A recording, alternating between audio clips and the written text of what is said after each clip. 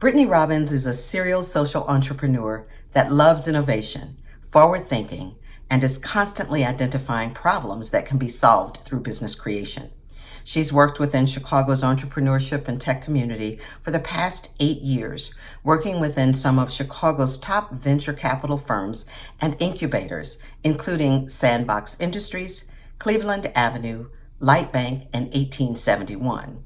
In 2016, she started the Gray Matter Experience, a nonprofit dedicated to unlocking the self-determining power of Black youth and strengthen their ties to community through real-world experience in entrepreneurship, and has since served over 600 Chicago youth through this mission. I would define fearless leadership as the ability to empower and influence others to achieve their greatest potential while pushing through your own doubts and insecurities that you're a leader yourself. I think oftentimes imposter syndrome can sabotage a really great thing and the direction and impact that we're able to have.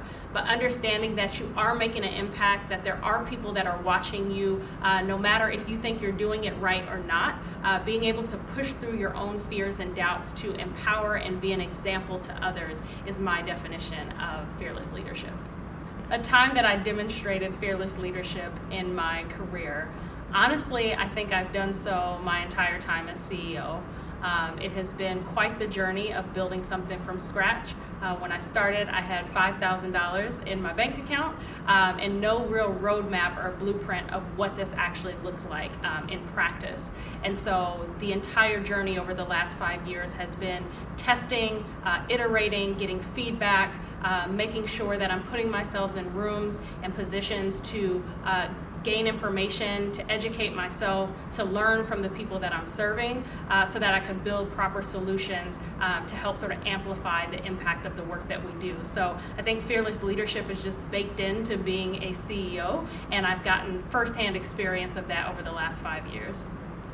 Some habits that I have developed that I think make me a better leader are two parts. The first is keeping a direct line of communication with the community that we serve and making sure that no matter what we're building, any time that we're creating a new solution, offering a new product or service, that the people that we're serving are around the table. I think as a leader, it's critically important to keep a direct tie to the community and make sure that the solutions that you're offering are the solutions that the community needs. And so I think this has allowed me to be more empathetic.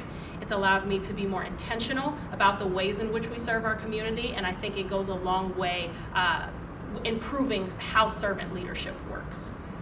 Secondarily, I would say the second habit that I have developed is resting and taking care of myself.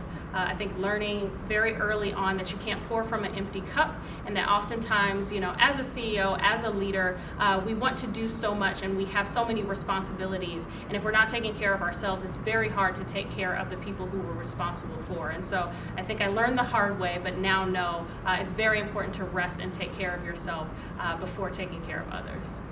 Advice I would offer to emerging leaders on how to be a fearless leader is go at it even when you don't know what it looks like. I think oftentimes when we hear leadership, we think there's some sort of blueprint or recipe to follow, and that's not always the case. If we want to see leadership done in new and innovative ways, if we want to see change to some of our nation's most critical issues, I think we have to go at it in different ways, and oftentimes there are not blueprints, there are not guidebooks for how to do so. And so it's really leading by example and creating the blueprint for others to look at. And so I say, even when you don't know what you're doing, even when you're not sure of what the right step is, just make a step because oftentimes you're creating a new path and forging a new way for others who will be following you.